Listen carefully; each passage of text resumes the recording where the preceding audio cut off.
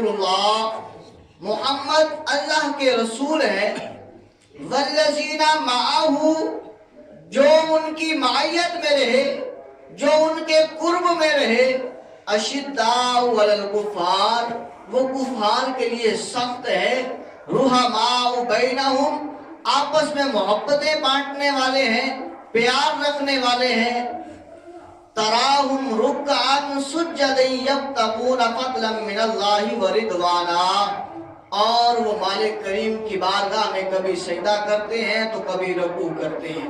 اللہ کا فضل وہ تلاش کرتے ہیں، اللہ کے فضل کے لیے وہ کرتے ہیں، اللہ کی رضا کے لیے کرتے ہیں، نہ کہ کسی کے ڈر نہ کسی کے خوف کی وجہ سے کرتے ہیں۔ تو حضرت عبداللہ بن عباس رضی اللہ تعالیٰ عنہ کی اس کی تفسیر بیان فرماتے ہیں، آپ فرماتے ہیں محمد رسول اللہ، محمد اللہ کے رسول ہیں، والذین معہ سے مراد جو ہے یہ حضرت ابوبکر صدیق رضی اللہ تعالیٰ عنہ کی ذات ہے،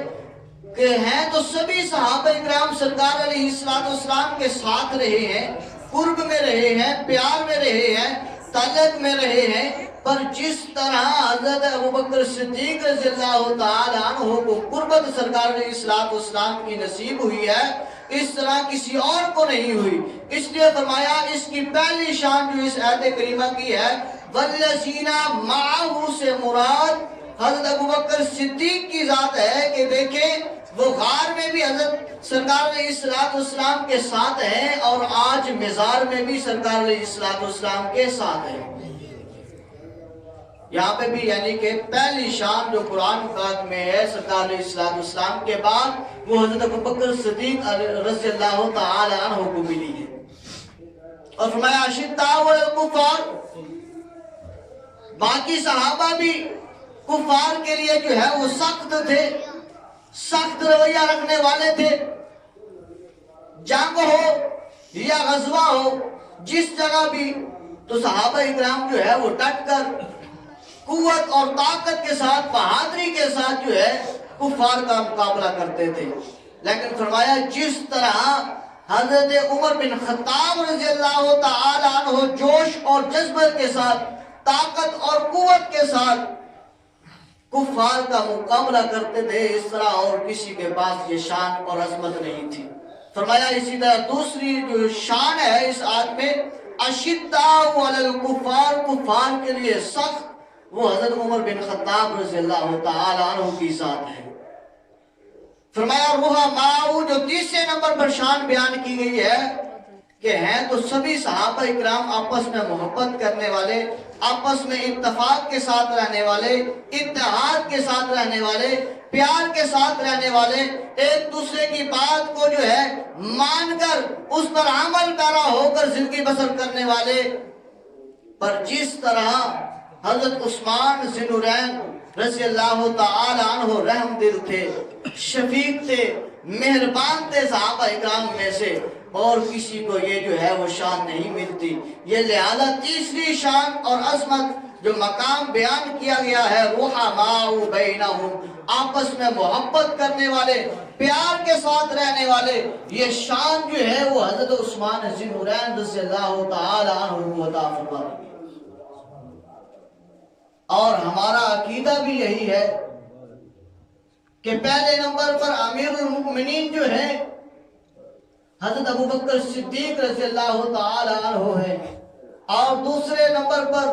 امیر المؤمنین جو ہے وہ عمر بن خطاب رضی اللہ تعالی عنہ ہے، اور تیسرے نمبر پر امیر المؤمنین جو ہے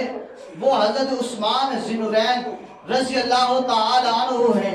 اور چوتھے نمبر پر جو امیر المؤمنین ہے وہ حضرت علی کرم اللہ الوجہ الکریم ہے۔ اور اس آیت کریمہ میں بھی شان جو بتائی گئی ہے، مقام جو بتایا گیا ہے، فضیلت جو بیان کی گئی ہے اور اسی مطابق ہے۔ پہلے والذین معہ حضرت ابوبکر صدیق، اشداء علی الکفار عمر بن خطاب، رحماء بینہم عثمان ذی النورین رضی اللہ تعالی عنہ، تراہم رکعا سجدا یبتغون فضلا من اللہ۔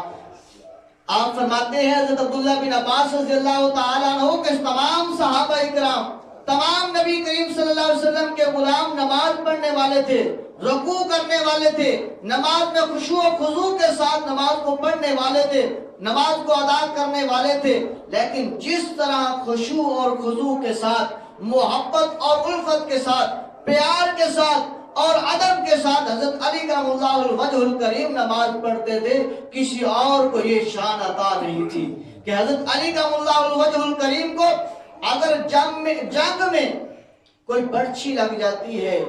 कोई नेजा लग जाता है, कोई तीर लग जाता है, कोई तलवार लग जाती है, या तीर आकर जिस्म में पवस्त हो जाता है, तो हजरत अली करमुल्लाहुल वजहुल करीम जब आप नमाज में आते थे, सजदे में जाते या रुकू में होते या क़ियाम में होते, तो वो आसानी से जो है वो पीछे से जो है उनकी जो है वो जिस्म से